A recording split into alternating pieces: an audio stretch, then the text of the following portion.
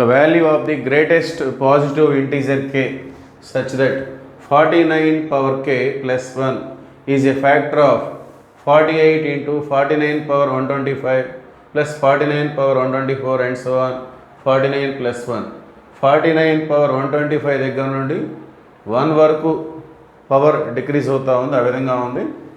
So ఈ యొక్క ఎక్స్ప్రెషన్కి ఇది ఫ్యాక్టర్ అయినట్లయితే కే వాల్యూ ఎంత అని అడుగుతున్నారు వాళ్ళు. సో సొల్యూషన్ ముందుగా వాళ్ళు ఇచ్చినటువంటి ఎక్స్ప్రెషన్ మనం ఇక్కడ నోట్ చేసుకుందాం. 48 ఇంటూ, సో ఇక్కడ ఇది డిక్రీజింగ్ ఆర్డర్లో ఇచ్చారు, పెద్ద పవర్ నుండి చిన్న పవర్ అంటే 49 పవర్ 125 దగ్గర నుండి చివరిలో 49 లేదంటే 49 పవర్ 0 అనుకోవచ్చు.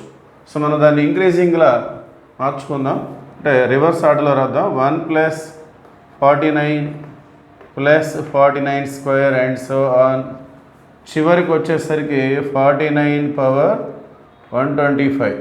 ఓకే, సో అక్కడ డిక్రీజింగ్ ఆర్డర్లో ఉంది, నేను దాన్ని ఇంక్రీజింగ్ ఆర్డర్లో రాస్తాను. సో ఇవన్నీ కూడా చూసినట్లయితే పవర్స్ అనేవి గ్రాడ్యువల్ ఇంక్రీజ్ అవుతున్నాయి. ఇది 49 పవర్ 0 అనుకోవచ్చు, 49 పవర్ 1, 49 స్క్వేర్, 49 క్యూబ్, అట్లా 49 పవర్ 125. ఈ మొత్తం నెంబర్ ఆఫ్ టర్మ్స్ ఎన్ని ఉంటాయంటే ఏం చెప్పుకుంటాం మనం, ఇక్కడ ఇది 49 పవర్ 1 అంటే ఇక్కడ పవర్ 1 పవర్ 2 అట్లా 125 అంటే ఇక్కడ నుండి ఇక్కడ వరకే 125 టర్మ్స్ ఉన్నాయి, ప్లస్ ఇదొకటి అంటే టోటల్గా 126 టర్మ్స్. సో ఇట్లా పవర్ గ్రాడ్యువల్గా పెరుగుతుందంటే అది జీపీ.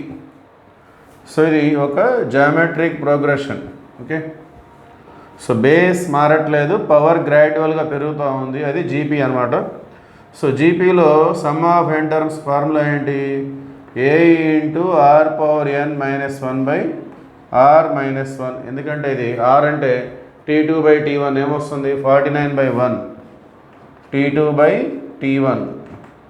సో 49 బై 1 అంటే 49, ఇది గ్రేటర్ దాన్ 1 కదా. సో ఫార్ములా ఇలా తీసుకుంటాం. సో సబ్స్టిట్యూట్ చేసినట్లయితే ఏ అంటే ఫస్ట్ టర్మ్ అంటే 1 ఇంటూ ఆర్ ఎంత వచ్చింది మనకి 49 పవర్ ఎన్ అంటే నెంబర్ ఆఫ్ టర్మ్స్ ఎన్ని ఉన్నాయి 126 మైనస్ 1 బై ఆర్ మైనస్ 1 అంటే 49 మైనస్ 1 ఏమొస్తుంది 48. సో ఈ 48 క్యాన్సిల్. సో మనకి ఏమొచ్చింది 49 పవర్ 126 మైనస్ 1. ఓకే, సో దీన్ని మనం ఈ విధంగా రాసుకోవచ్చు. 49 126 అంటే 63 2 జా. ఓకే, సో దీన్ని మనం ఇట్లా పవర్ ఆఫ్ ది పవర్ వచ్చేలాగా రాసుకుందాం. Okay, so 49 power 63 whole square. Okay, minus ఈ 1ని 1 స్క్వేర్గా రాసుకుందాం.